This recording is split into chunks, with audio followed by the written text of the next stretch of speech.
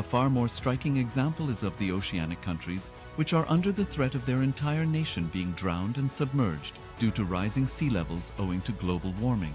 In response to such existential threat of climate change, Pacific Island nations, including Tuvalu, have enacted constitutional amendments and made international declarations affirming that their nation and their sovereign rights will continue to persist, despite their entire territory being lost to the sea.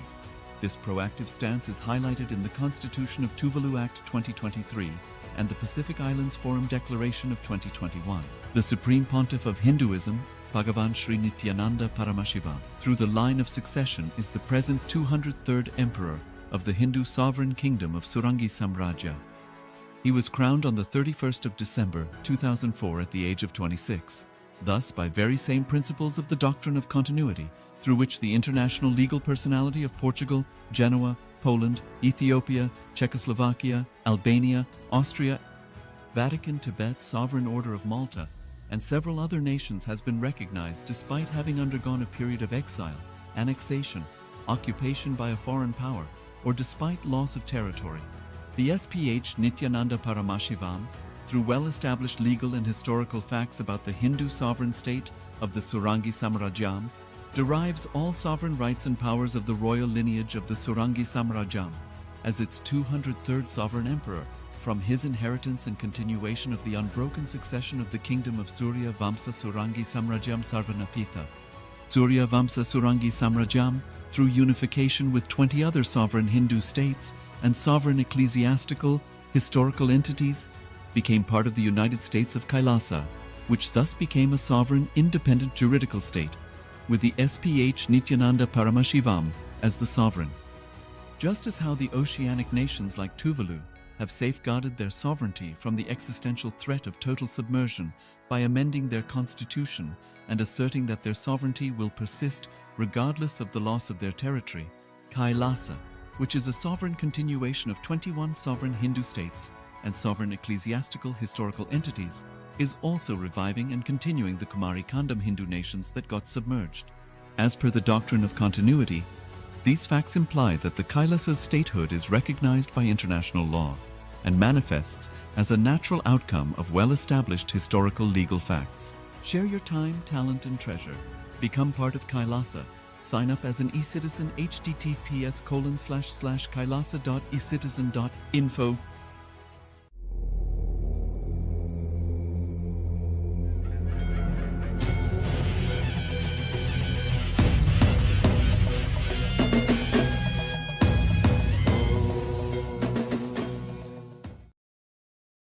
Welcome to the Pratama Vinyasa Krama 108 asana sequence of Nithyananda Yoga.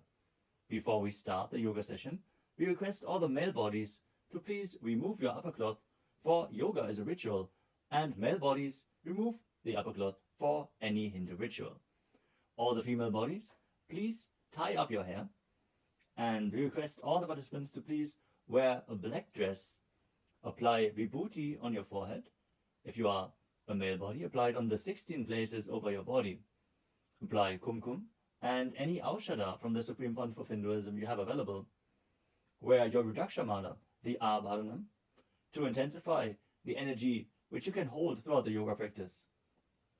Also, make sure to keep a Shri Yantra, which is a sacred mandala, in your room where you practice the yoga. If you don't have a Shri Yantra available, don't worry, we are protecting it in the background of our acharyas. Now settle down on your yoga mat and get ready for the ritual of yoga. Sit straight with your head, neck and spine in a straight line. Join your hands in Namaskara Mudra in front of your heart center. Close your eyes. Visualize Swamiji in your inner space as we chant the Sadguru Vandanam. Nithyanandam Paramasukadam Kevalam Jnanamurtim Dvandvatitam Gaganasadrasham Tattvamasyaadilaksham Ekam Nityam Vimalamachalam Sarvadhi Sakshibhutam Bhavatitam Trigunarahitam Sadgurum Tam Namami. Next, we are going to chant the Shiva Mula mantra. Om Ham Haum Shivaya Namaha 11 times. Please follow along internally. ॐ हां हौं शिवाय नमः। ॐ हां हौं शिवाय नमः। ॐ हां हौं शिवाय नमः। ॐ हां हौं शिवाय नमः। ॐ हां हौं शिवाय नमः। ॐ हां हौं शिवाय नमः। ॐ हां हौं शिवाय नमः। ॐ हां हौं शिवाय नमः। ॐ हां हौं शिवाय नमः। ॐ हां हौं शिवाय नमः। ॐ हां हौं शिवाय नमः. We will be performing the Tadvachamanam, the ritualistic cleansing. Now keep your hand, the right hand, in the shape of a cow's ear in the Gokarana Mudra, as our acharyas are demonstrating. Then take an udani of water, pour it into your right palm. We're going to chant a mantra thrice. Each time, sip the water from the bottom of your palm whenever the word Swadha is chanted. Om आत्मतत्त्वं शोधयामि स्वधाम्. Take another udani of water. Om विद्यातत्त्वं शोधयामि स्वधाम्. Pour another udani of water into your palm. Om शिवतत्त्वं शोधयामि स्वधाम्. Now wash your right hand with the water from the Panchapatram and wipe your lips twice with the bottom of your thumb as we chant. ॐ हां हृदयाय नमः. Now wash your hand again. With the index, middle and ring fingers joined together, touch above the upper lip and below the lower lip. Wash your hand again. With the index fingers and thumbs joined together, touch the right nostril, the left nostril, and with the ring finger and thumb joined together, touch the right eye, left eye, and the right ear and the left ear. Wash your hand again. With the little finger and thumb joined together, touch the navel, the right chest and the left chest. And with all fingertips joined together, touch on top of the head, the right shoulder, left shoulder, and your heart center. Now wash your hand again. As you clasp the right hand over top of the left, place both hands on the right thigh. Set the sankalpa, the conscious resolution, what it is that you want to manifest today in today's Nithyananda yoga session as we chant the sankalpa mantra.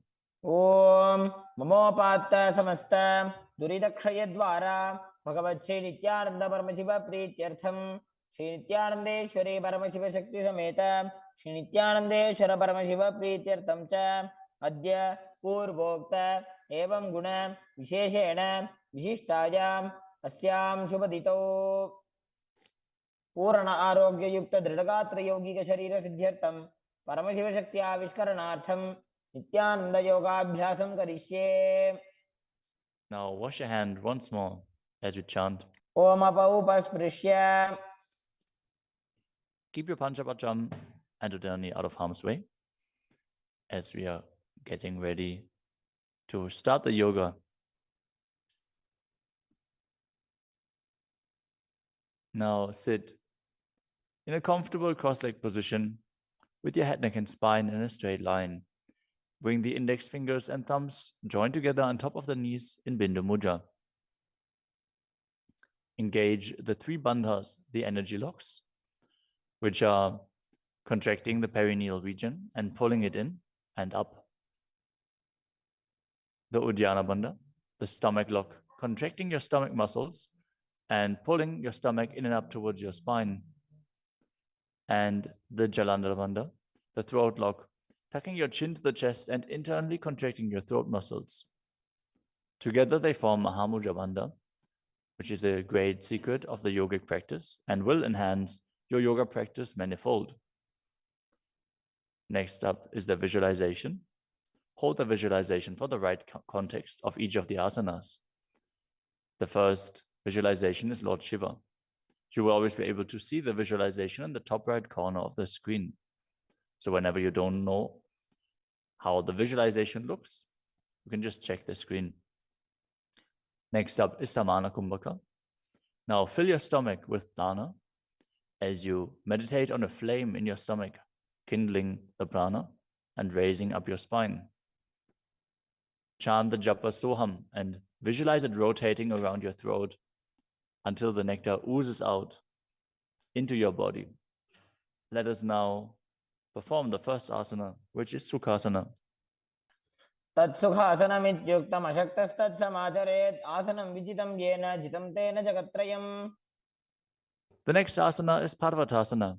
Now bring your legs into Padmasana with the feet on top of the opposite thighs. Then bring your palms together in Anjali Mudra and raise them up above your head, keeping your elbows straight. Engage all three bandhas, Mahamudra Bandha, as you visualize yourself as Mount Kailash. अथ वक्षे Mahadev पर्वतासनमङ्गलम्. The next asana is Halipavasana. Now bring the soles of your feet together in front of your body and hold the left hand by the right behind your back. As you lean forward and place your forehead on the ground behind your heels. Engage all three bandhas as you gaze to the nose and visualize Swamiji in your inner space. पूर्वविधियाहु मे जानो उभय पकतली संपुटठानो.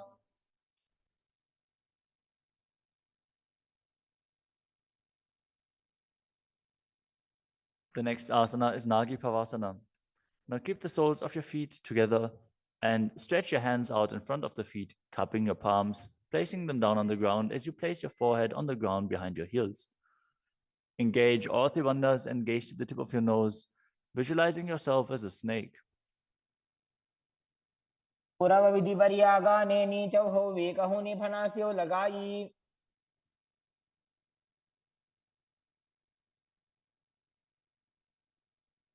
Next up is Kokilasana. Now hold the big toes with the index and middle fingers in Prana Mudra. Then raise the legs up straight and then cross them into Padmasana, leaning forward and down onto your elbows. Engage all three bandhas as you visualize yourself as a bird. स्थान्यदासनं वक्ष्ये yen Sidho भवेन्नरः. The next asana is Neti Asana. Now place one ankle on top of the opposite knee as you hold onto the opposite elbows. Engage all three bandhas, rotate your arms in a circle and gaze to the nose, visualizing Swamiji in your inner space, and after some time change the direction of the movement.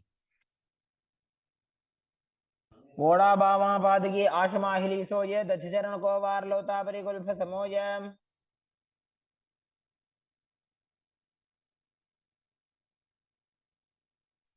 The next asana is Gajasana.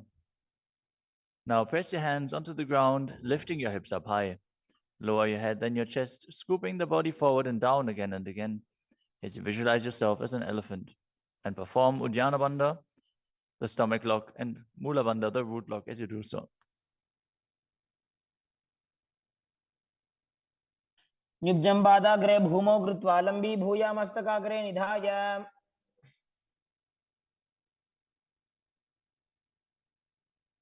The next asana is Rikshasana. From the same position, alternate pressing the heel of one foot into the ground while lifting the other heel up. Visualize yourself as a bear as you keep Uddiyana Bandha and Mula Bandha engaged.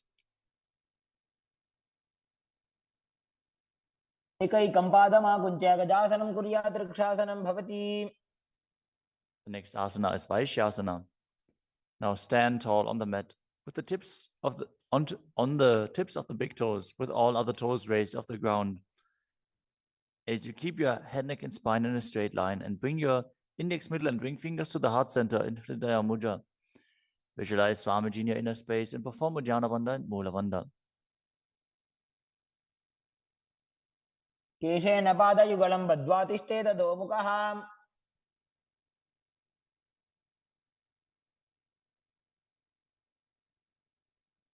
Next up is the Urdhva Janukarana. Stand with your heels touching, toes facing outwards at a 45-degree angle and the knees bent in Arimandi. Now, bring both hands to the chest with the elbows parallel to the ground. Then lift one knee up towards the center of your body, followed along with the respective hand as you make circular motions on both sides again and again.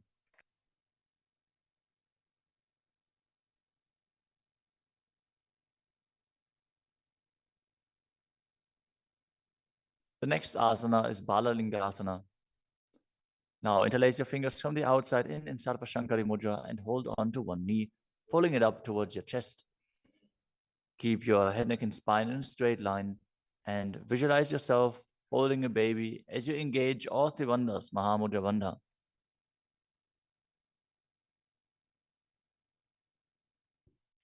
एकं जानोरसि आलिङ्ग्य स्थातव्यं बाललिङ्गनं भवति.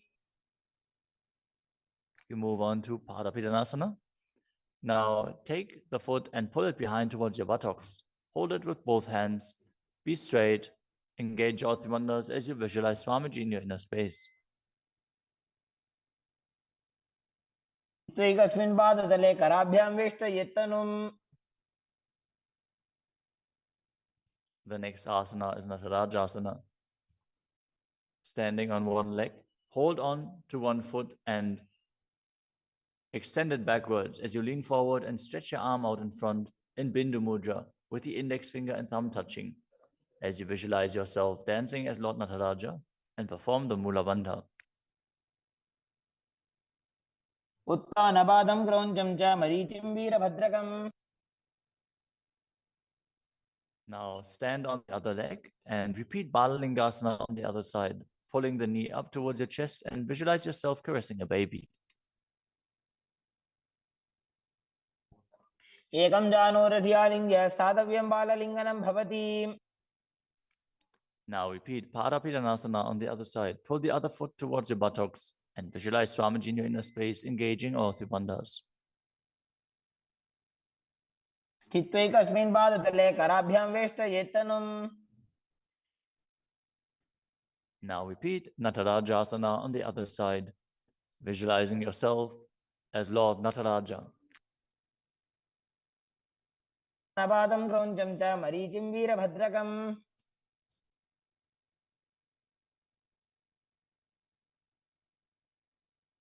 Next up is the Ardha Rechita Karana. From Adimandi position, bring the right foot behind the other with the toes down and the heel up. Keep the left hand at the chest and swing the right arm back and forth, gracefully moving the fingers one by one. Now keep the right hand over top of the nose, uncross your ankles, and repeat the movement on the other side.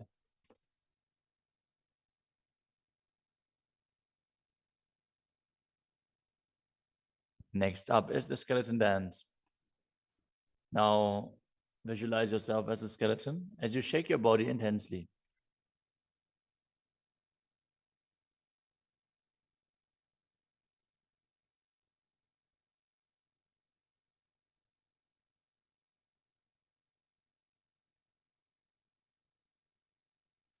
We move on to Katichina Karana. From Adimandi, with the heels together, toes pointing outwards and the knees bent, bring your hands above your head with the arms crossed, palms facing backwards. Now open your hips to one side and open the arms along above your head. Return to the center and repeat the movement on both sides again and again.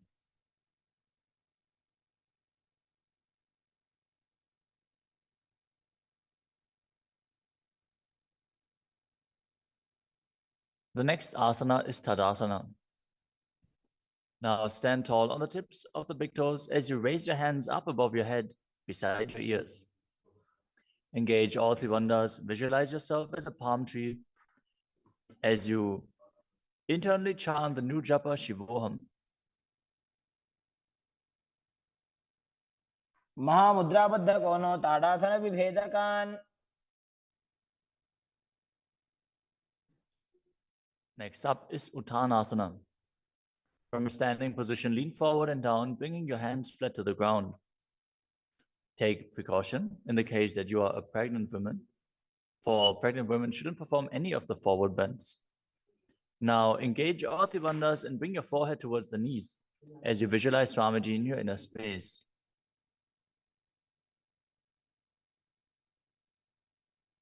महामुद्राबद्ध कोनो ताड़ासन विभेदकान्. The next asana is Tadakshvasana, the plank position. Now lower your body down onto your arms and feet as you tuck your chin to the chest and rotate your head from side to side, contracting your perineal region. Visualize Swamiji in your inner space. Keep breathing in the Samana Kumbhaka, filling your stomach with prana and visualizing a flame rising up your spine. गजासनवस्थित्वा मस्तकं वारं वारं दक्षिणकुक्षिं सव्यकुक्षिं नजेत्.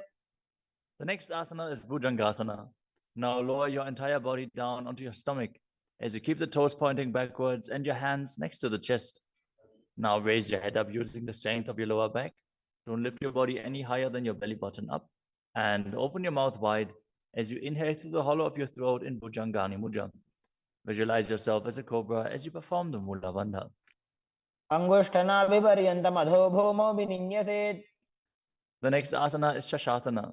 Now push your body up back into plank position and alternate bringing one knee in towards your chest back and forth as you visualize Swamiji in your inner space and calmly breathe through your nose in Sahadra Kumbhaka. जासनसंस्थितो जानुद्वयमाकुञ्च्य वारं वारं कर्तव्यं शशासनं भवति. The next asana is Rathasana. From a tall plank position, place one foot in between the two hands as you simultaneously jump one foot back and bring the other one in between the hands. Alternate again and again as you visualize yourself as a chariot. गजासनसंस्थितो एकैकं पादं पुरोमार्गेण भ्रामयित्वा कर्तव्यं रथासनं भवति. The next asana is Viravatrasana. Now keep one foot flat on the ground with the toes pointing forwards and the knee bent at a 90-degree angle. Now extend the other leg back, keep the knee straight and the toes pointed outwards. Raise your arms up parallel, pull the stomach in and up and gaze to your third eye, visualizing yourself as Lord Virabhadra as you perform Uddiyana Bandha and Mula Bandha. आशिष्टमदकौण्डिन्यमूर्धकुक्कुटमेव च. Now exchange the position of your feet and repeat Viravatrasana on the other side. मदकौण्डिन्यमूर्धकुक्कुटमेव च. The next asana is Vrikshasana, the tree posture. Now stand and bring one foot to the inner thigh as you bring your palms together in Anjali Mudra and raise them up above your head. Keep your elbows straight as you gaze forward and visualize yourself as a tree. अमोरमूलदेशे च जाम्यं पादं निधायतु. The next asana is Garudasana. Now bring the raised leg to the opposite hip. Join your hands in Namaskara Mudra in front of your heart center as you visualize yourself as Lord Garuda and engage the Mula Bandha. गरुडासनमावक्ष्ये येन ध्यानं स्थिरं भवेत्. Now stand on your other leg and repeat Vrikshasana on the other side. वामोरुमूलदेशे च जाम्यं पादं निधायतु. Now repeat Garudasana on the other side, keeping the standing leg as straight as a rod and visualizing yourself as Lord Garuda. गरुडासनमावक्ष्ये येन ध्यानं स्थिरं भवेत्. The next asana is Trikonasana. Now stand and step one leg forward and the other one far back, keeping the front toes pointing forwards and the back toes facing sideways. Now bring your hands parallel to the ground and lean forward and down as you keep one hand down and the other one raised up. Gaze upwards, visualizing yourself as a triangle as you perform the Mula Bandha. उत्तानपादं क्रौञ्चं च मरीचिं वीरभद्रकम्. Exchange the position of your feet. Step the other leg forward as you repeat Trikonasana on the other side. उत्तानपादं क्रौञ्चं च मरीचिं वीरभद्रकम्. Next up is the Nikutaka Karana. From Adimandi position, heels touching, toes pointing outwards and the knees bent, raise one heel off the ground and bring your hands in front of the heart center with the palms facing each other. Now stump the rest heel to the ground, raise the other heel up and exchange the position of your hands again and again.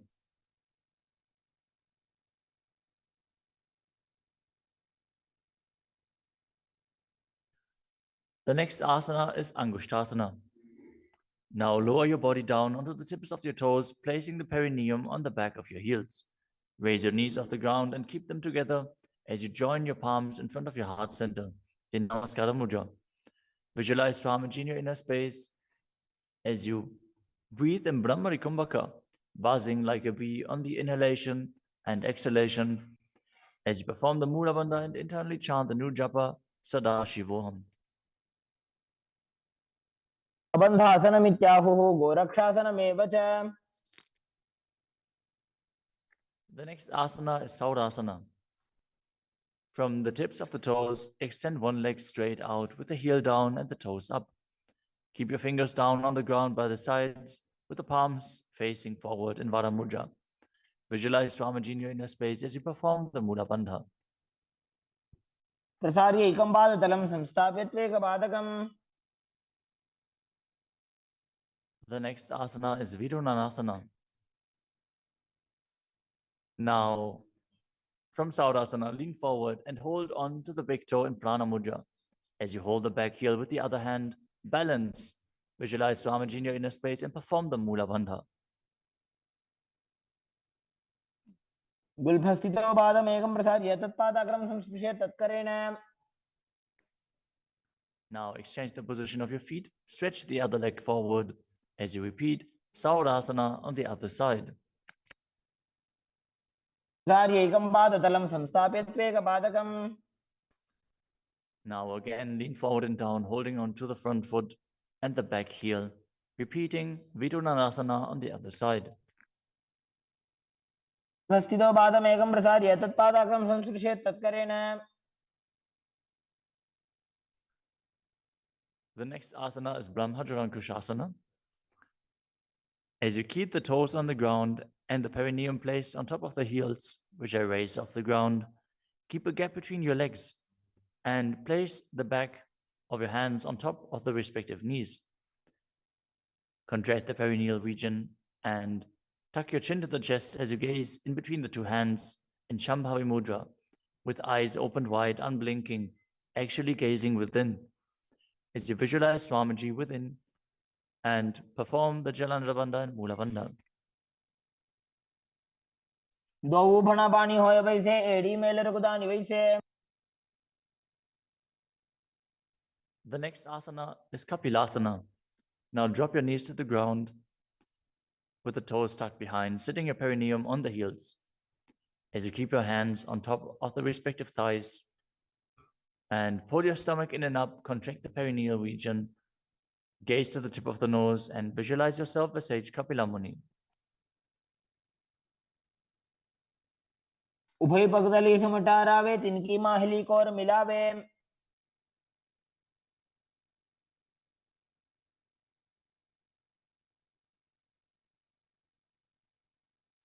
The next asana is Bhadragodakasana.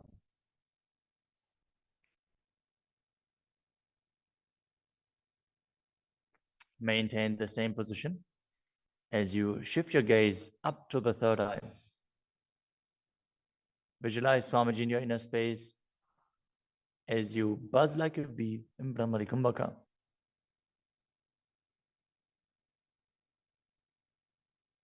दो वो पगदली संपुट करे कोरवारली भूपरि धरे.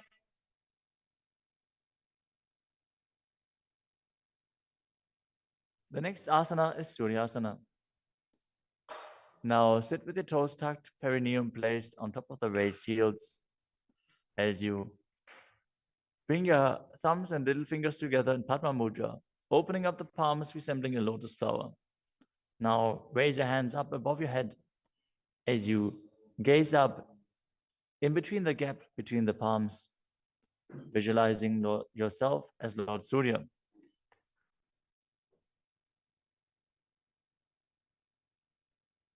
एड़ी दो गुदातरी आने फना पानी बैठक अब निठाने. The next asana is Mandukasana. Now sit with the toes flat, perineum on the heels. As you keep your hands on top of the knees, lift the tongue up against the roof of your mouth.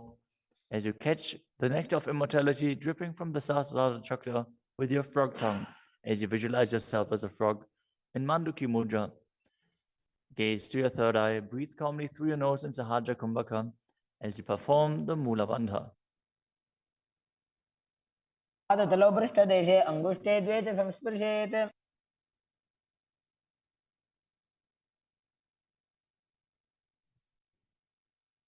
The next asana is Uttana Mandukasana. Maintain the same sitting posture, but bring your hands behind your back, holding onto the opposite shoulders. Gaze to your third eye. Visualize yourself as a frog as you keep your tongue pressed against the palate of your mouth in Mandukya Mudra. Perform Uddiyana Bandha and Mula Bandha as you do so.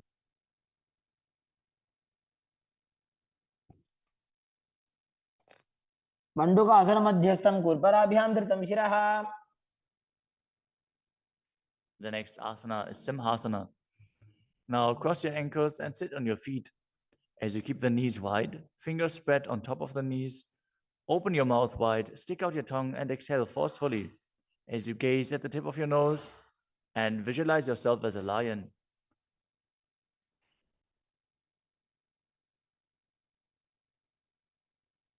दक्षिणं सव्यगुल्फेन दक्षिणेन ततेतरम्। The next asana is Bhadrasana.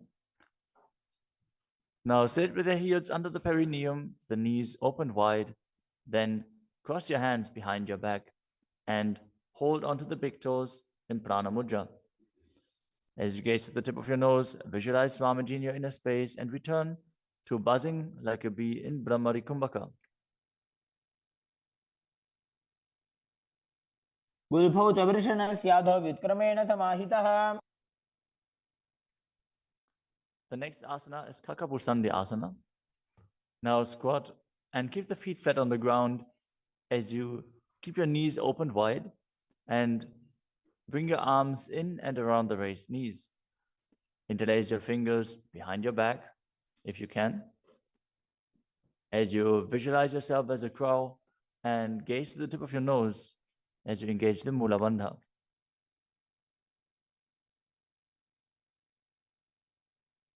प्रथमे वेशक उगटठाने दो गोहा तपगमी च आने।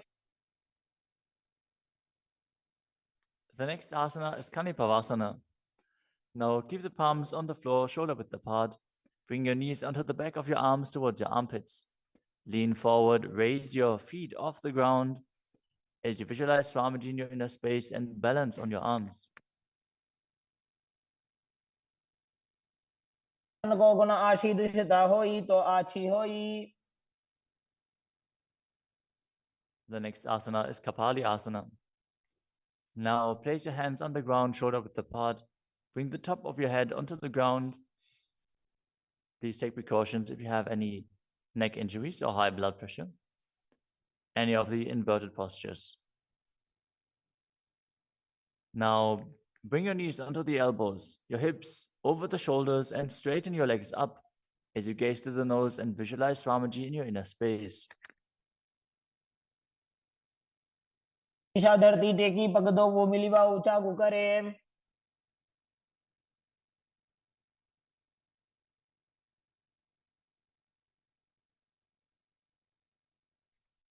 The next asana is Parshvamayurasana. Now squat on the toes with the legs together, twist your body and place both hands to the side as you align your elbows with the knee and hip and lean onto your arms, balance, extending your legs to the side. Gaze to your third eye as you visualize yourself as a peacock and exhale fully in Rechaka Kumbhaka as you hold your breath in the exhaled state. Perform the Mula Bandha as you do so. मयूरं दण्डवत् कुर्यान् मायूरं दण्डनामकम्। Now, twist your body in the other direction and repeat Parshvamayurasana on the other side. मयूरं दण्डवत् कुर्यान् मायूरं दण्डनामकम्। The next asana is Bhairaganathasana. Now place both hands on the ground, shoulder width apart. Stretch your legs back straight into Tadakshvasana, the plank position. As you step one foot outside the respective shoulder and bring it in between the two hands. Gaze to your third eye. Visualize yourself as Lord Kala Vaidava. As you breathe in your Rechaka Kumbhaka and perform the Mula Bandha. आसन की गुण प्रीति जागी। Now step the front foot back and step the other foot outside the shoulder in between the hands. Gaze to your third eye in Shambhavi Mudra with the eyes open wide, unblinking, as you visualize yourself as Lord Kala Bhairava.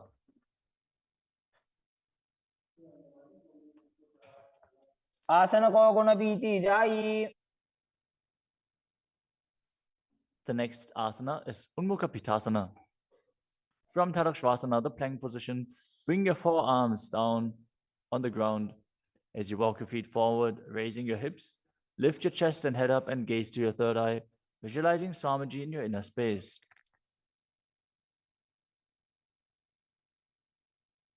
भून्यस्थो जानुनी हस्तौ चतुष्पदम वाङ्मुखम्.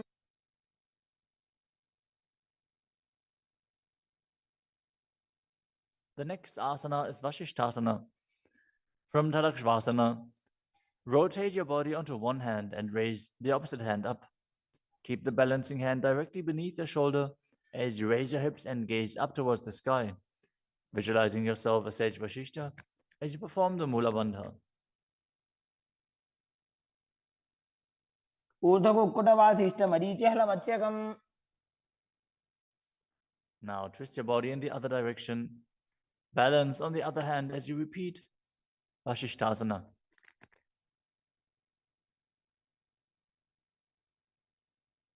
ऊर्ध्वकुक्कुटवासिष्ठ मरीचिहलमत्स्यकम्.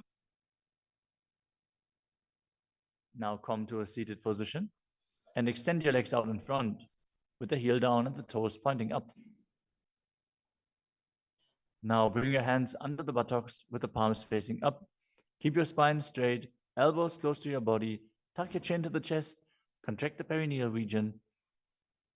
As you gaze through the nose, visualize yourself as Lord Hanuman and internally chant the new japa Paramashivoham.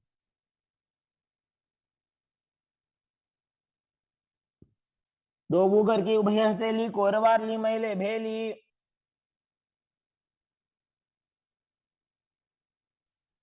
Next up is Paschimottanasana.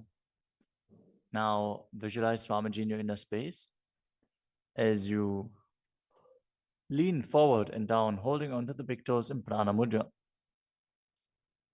Perform Mahamudra Bandha, all three bandhas engaged, and exhale all the air from your lungs in Lichaka Kumbhaka. जानो बरिला लाटन्तो पश्चिमं दानमुच्यते. The next asana is Ugrasana.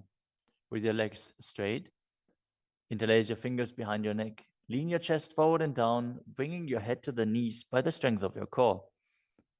Engage all three bandhas as you visualize Kali in your inner space. शुभानिभ्यां दृढं धृत्वा जानुपरि शिरोन्यसेत्. The next asana is Marichi Asana. Now, sit with the legs extended, bring one heel to the groin with the knee raised, and reach your arm in and around the raised knee as you clasp your hands behind your back. Bring your chest to the thighs, head to the knee, and visualize yourself as Sage Marichi. उत्तानपादं क्रौञ्चं च मरीचिं वीरभद्रकम्.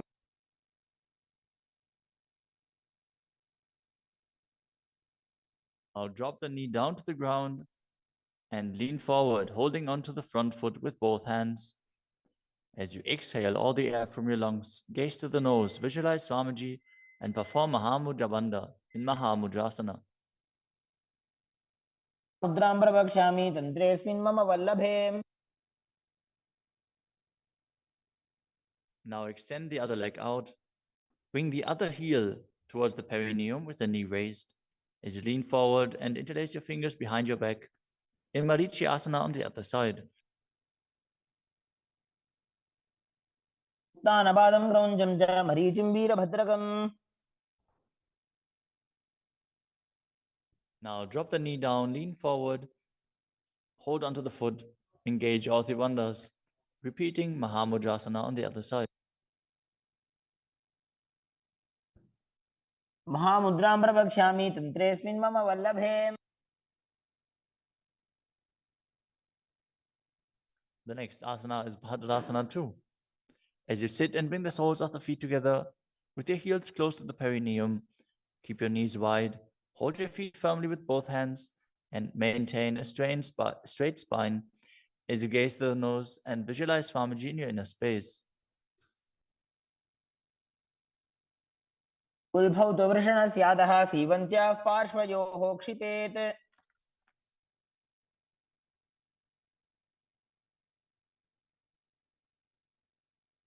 The next asana is Gvalipavasana.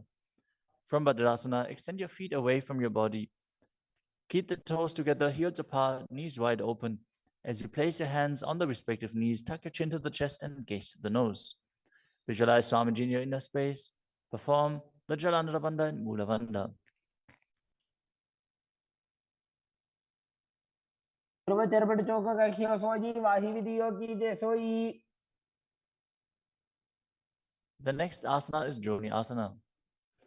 Now sit, keep the soles of the feet together and the heels close to your perineum as you visualize the Yoni Mandala, which is projected on the screen.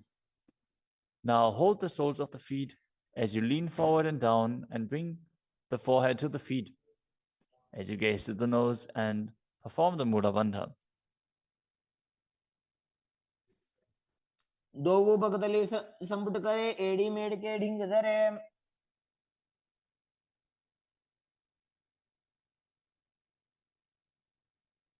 The next asana is Midakipavasana.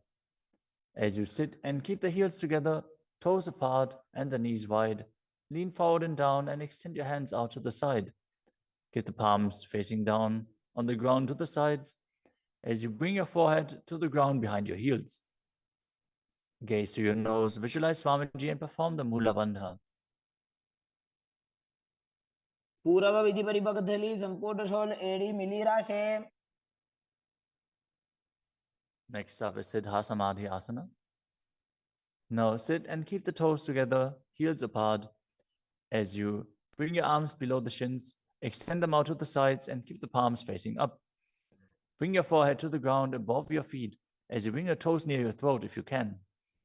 Gaze to the tip of your nose, visualize Lord Surya in your inner space and perform the Mula Bandha.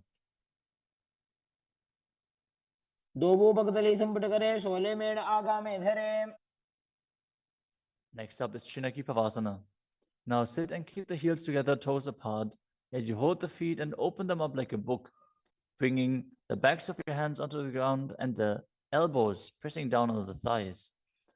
Gaze at the nose and visualize Swamiji in your inner space.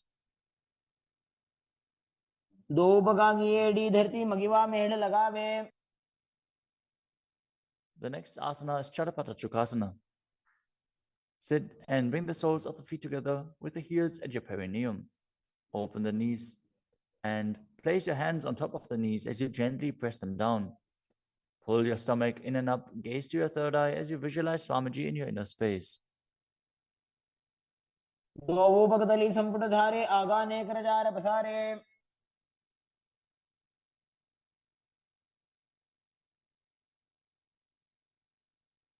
The next asana is Bhairavasana. Now sit and bring the soles of the feet together with your knees open wide. Lift the heels up and bring the toes down onto the ground. As you keep your knees on the ground, pull your stomach in and up and place your hands on the knees in Bindu Mudra. Gaze to your third eye as you visualize yourself as Lord Kala Bhairava. उल्भव संपेड्य जान्योन्यं विक्रमेणोत्थितं शनैः.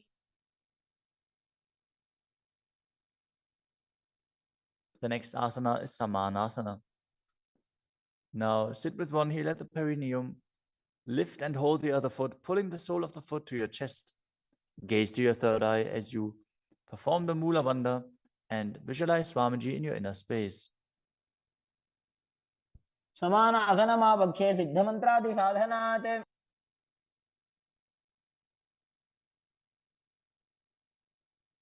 The next asana is Apanasana.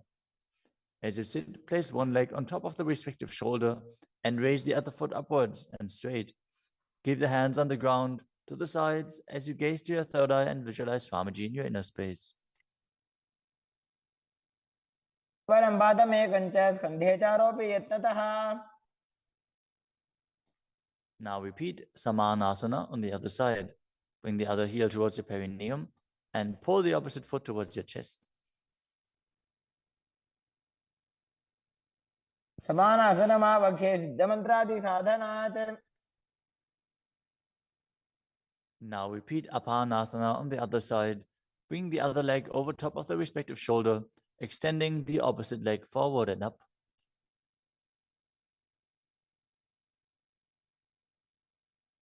केवलं पादमेकं च स्कन्धे चारोप्य यत्नतः.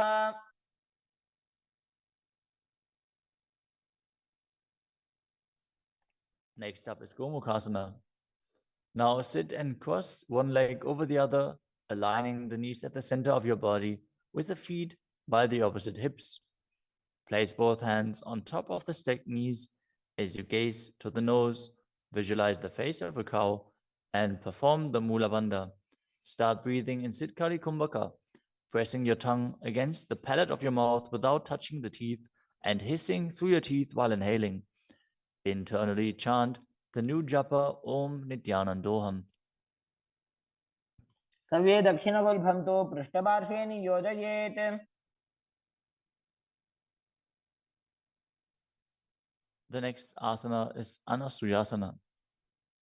Now maintain the same posture. Hold on to the big toes of the feet in Prana Mudra as you gaze to the tip of your nose and visualize yourself as a Rishika Anasuya. Engage Uddiyana Bandha and Mula Bandha. दक्षिण कोडो नीचे उठाने वावोता के ऊपर आने. Maintain the same position. Interlace your fingers behind your back and lean forward and down as you bring your chin over the knees, the nose towards the ground, and visualize yourself as Rishika Anasuya in Anasuyasana too. जीमणा गोदा की संधि उपरिड़ा वागोड़ा की संधि. The next asana is Garudasana too.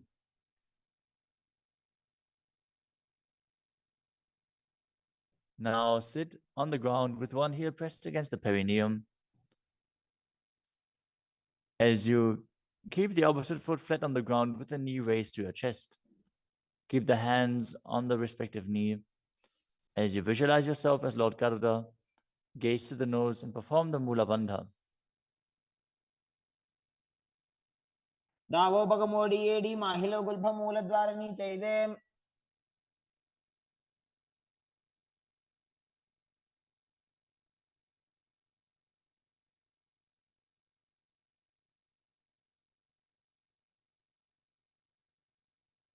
The next asana is Naradasana.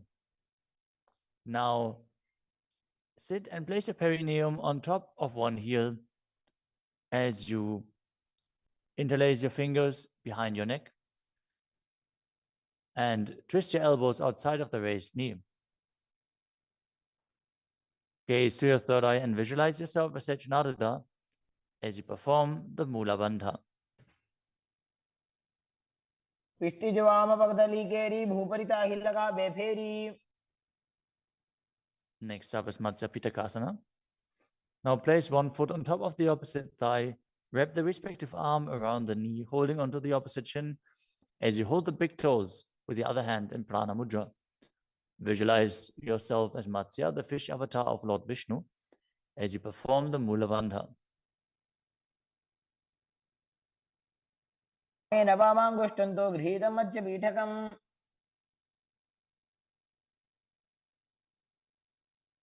Now slide your knees over top with the other knee on top, repeating the Gomukhasana position on the other side.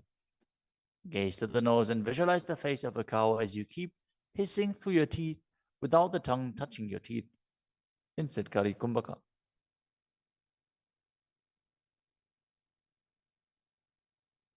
सव्ये दक्षिणगुल्फं तु पृष्ठपार्श्वे नियोजयेत्.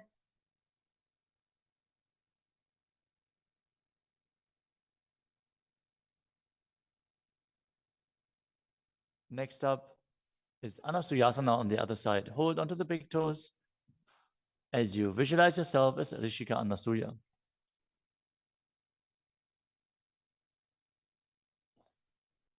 दक्षिण कोडो नीचे उठाने वावोता के ऊपर आने.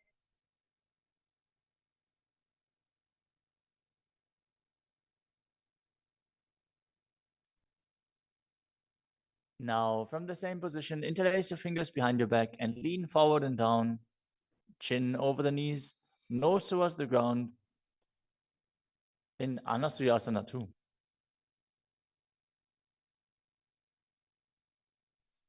जीमणा गोदा की संधि उपरिड़ा वा गोड़ा की संधि.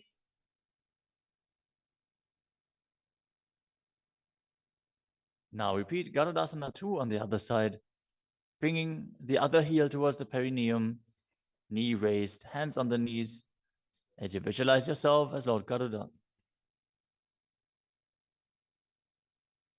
डावो पगमोडी एडी माहिलो गुल्फ मूल द्वार नीचैदे. Next up is Narudasana on the other side. Raise the perineum onto the heel, interlace your fingers behind your neck, and twist your elbows outside of the raised knee, visualizing yourself as Sage Naruda. पिष्टि जवाम पगदली केरी भूपरिता हिलगा वे फेरी.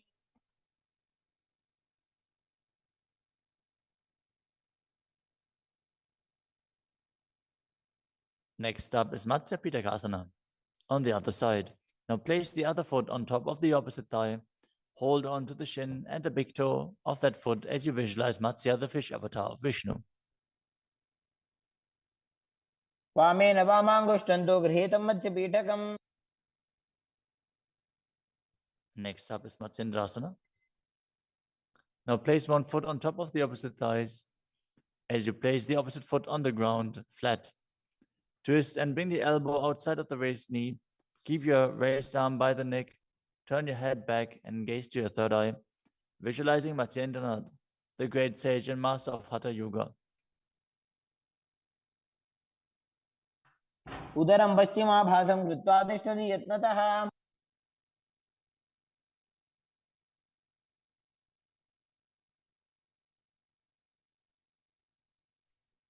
The next asana is Kubhasana.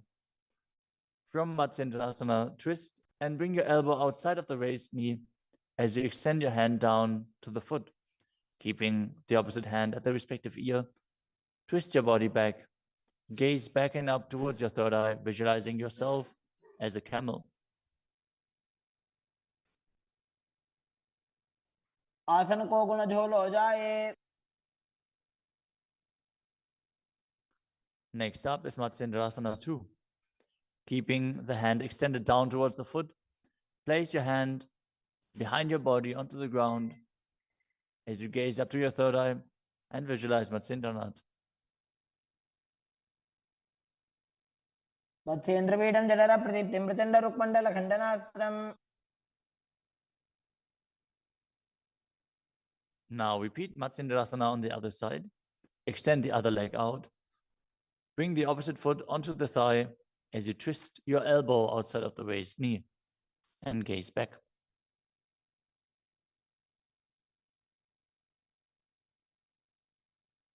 उदरं पश्चिमाभासं कृत्वा तिष्ठति यत्नतः.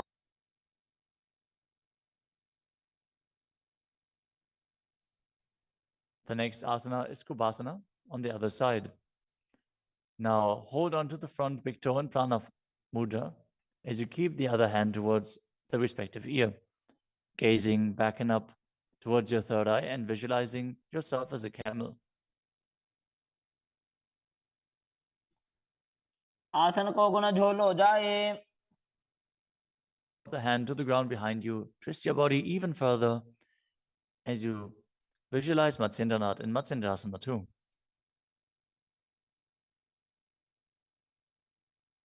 मत्स्येन्द्रपीठं जठर प्रदीप्तिं प्रचण्ड रुक्मण्डल खण्डनास्त्रम्. The next asana is Padmasana. Now place your feet on top of the opposite thighs as you keep your palms flat on the respective knees. Engage all three bandhas, Mahamudra Bandha, as you gaze at the tip of your nose. Visualize yourself as Lord Shiva. Breathe in Sitali Kumbhaka, now pressing your tongue against the back of the teeth, hissing while inhaling as you internally chant the new japa Om Nithyananda Mahasadaशिवोहम. आसनं द्विविधं प्रोक्तं पद्मं वज्रासनं तथा. The next asana is Padmasana 2. As you sit and As you sit in Padmasana, cross your hands in front of your body and hold onto the big toes in Prana Mudra. Gaze to the nose, visualize yourself as Goddess Parvati, the consort of Shiva, as you perform the Mula Bandha. अनुचरणौ कृत्वा ऊरू संस्थौ प्रयत्नतः. The next asana is Kukutasana. Now, sitting in Padmasana, place your hands on the ground between the two thighs as you lift your body up off the ground. Visualize yourself as a rooster as you breathe calmly into Sahasrara Kumbhaka and perform the Mula Bandha. पद्मासनं सुसंस्थाप्य नान्बोरोरन्तरे करौ.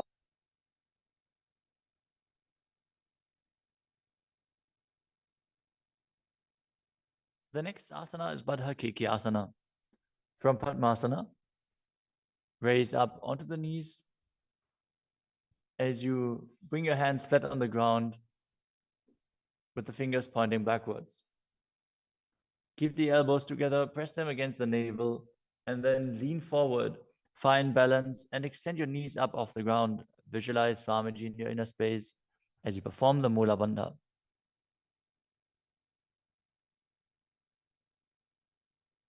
धरामवष्टभ्यकरद्वयेन तत्कोर्परि स्थापितानाभिपार्श्वः.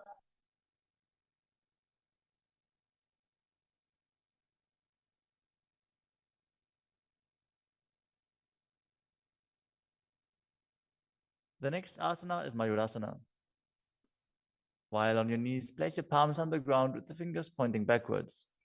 Keep your elbows at the navel, lean back, lean forward, find balance, and extend your legs up off the ground, visualizing yourself as a peacock as you perform the Sahasrara Kumbhaka and engage the Mula Bandha.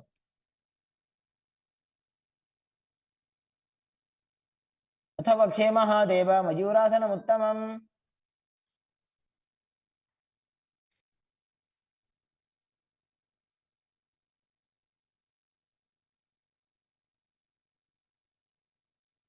Next up is Makarasana.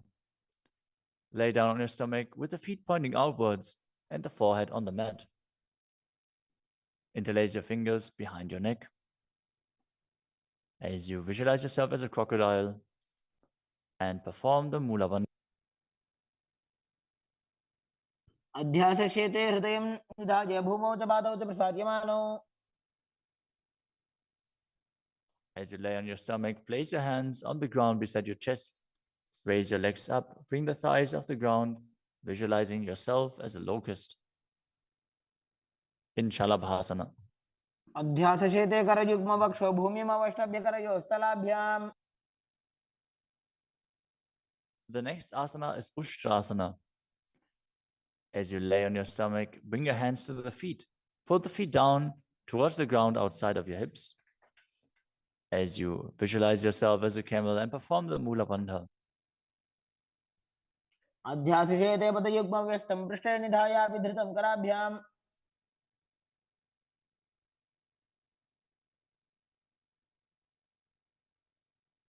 The next asana is Dhanurasana. From Ushtrasana, tighten the grip on your feet and kick the legs back and up as you lean forward and lift your chest off the ground. Gaze up to your third eye and visualize yourself as Pinaka, Lord Shiva's bow. Perform the Mula Bandha as you do so.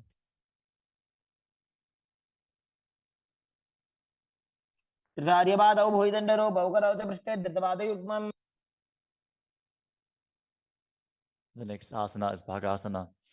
Now come to a kneeling position with your feet flat on the ground, sitting in between the two heels.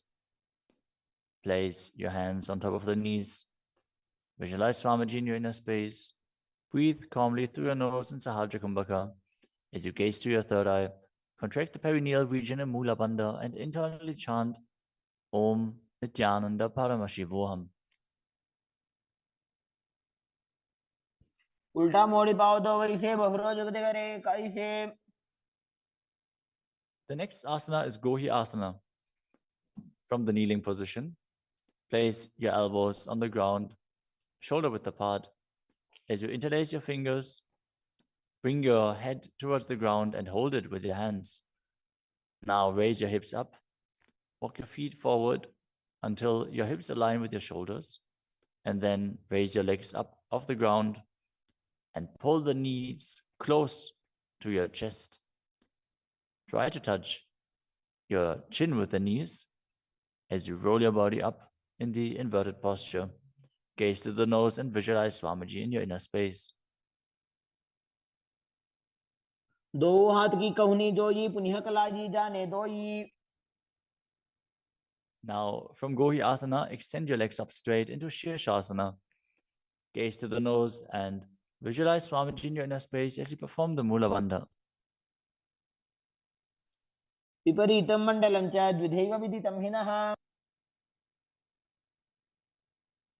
Gently lower your body down and come to a seated posture. Now sit with your hands behind your calves and stretch your legs up. Bring your forehead to the knees as you come to a vertical position with your legs. Visualize Swamiji in your inner space and perform the Bhastika Kumbhaka, rapidly exhaling from your diaphragm, pushing the air out without inhaling, like the bellows of a blacksmith. We're going to perform Bhastika Kumbhaka for the next few asanas, so keep your core engaged and rapidly breathe through your nose. दो हाथ पग बाहर आने घोड़ा तरे का कसी उठाने. The next asana is Parighasana. Now sit and extend your legs out and up at a 45-degree angle. Bring your hands behind. Hold the opposite shoulders as you keep the chest upright, legs straight, toes pointed. Gaze to your third eye as you visualize yourself as a mace.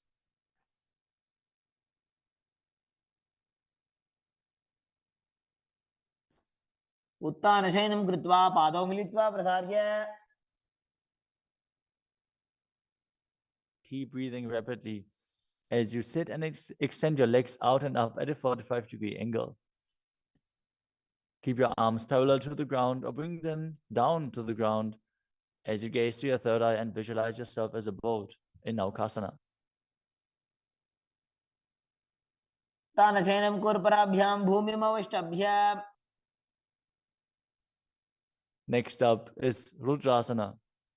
Now sit and lift your feet up. Scoop your hands under the heels and pull the feet towards your chest. Keep your spine upright, gaze to the nose as you visualize yourself as Lord Rudra. Perform the Mula Bandha as you do so. पगदली संपुटक हाथस्योपक उचाई. The next asana is Unmukha Pitasana too. Now lay down on your back with the feet flat on the ground, the knees raised up.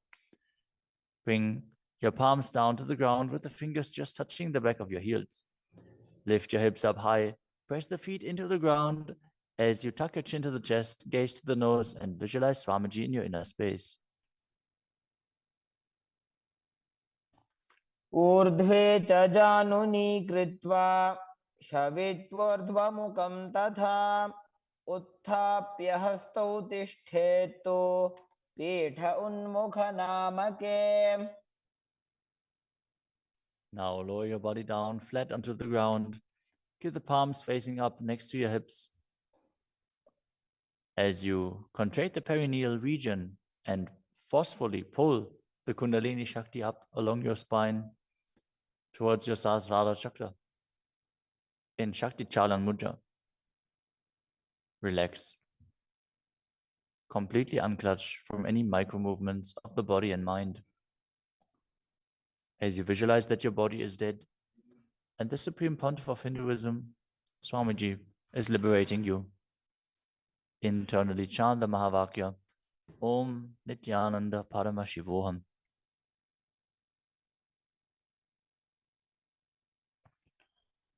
उत्तानं शववद्भूमौ शयनं तोषवासनं शवासनं श्रान्तिहरं चित्तविश्रान्तिकारकम्. ॐ नित्यानन्द परमशिवोऽहम् ॐ नित्यानन्द परमशिवोऽहम् ॐ नित्यानन्द परमशिवोऽहम्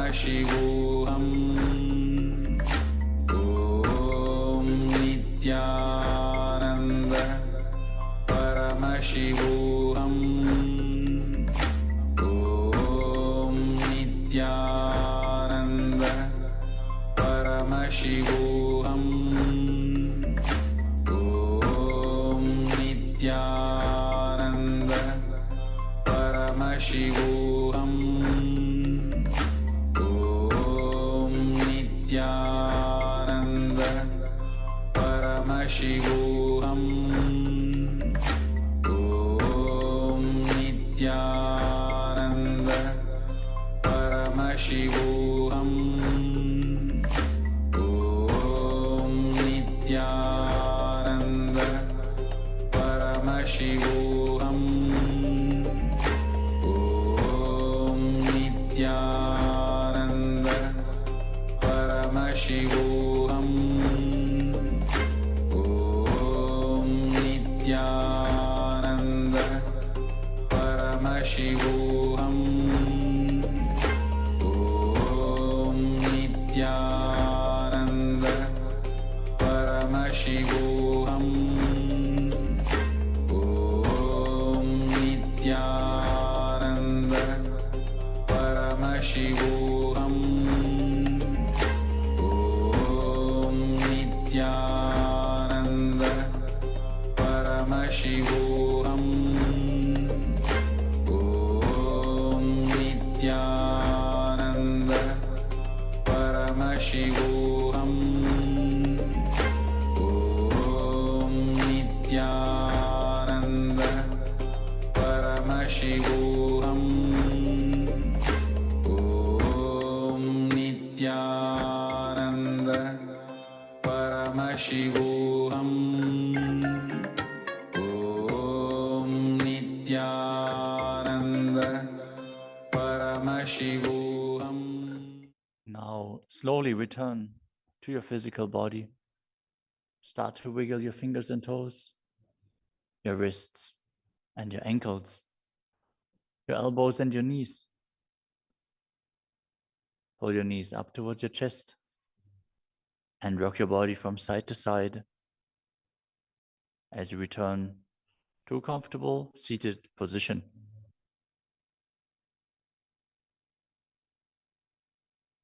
Congratulations, you completed the first 108 asanas of the sequence, which are the Pratama Vinyasa Krama. We are now going to continue the sequence with the next asana, which is Yathasana.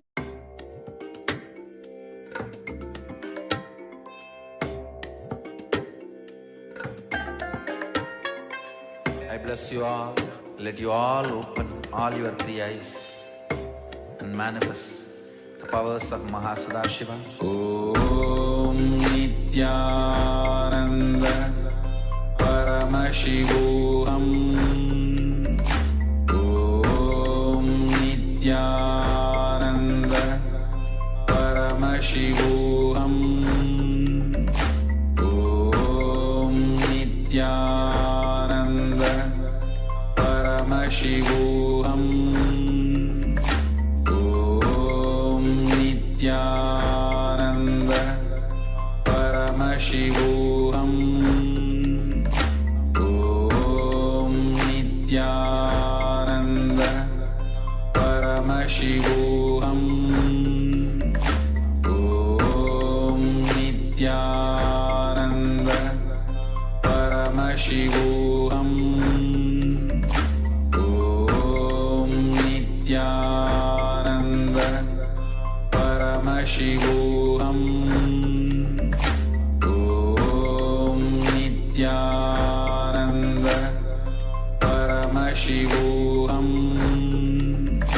Om Nithyananda. Yes, Nithyananda, welcome. We'll just finish these 108 asanas, sequence of Pratama Vinyasa Krama. Just take a couple of moments to freshen up and come back ready for the power manifestation.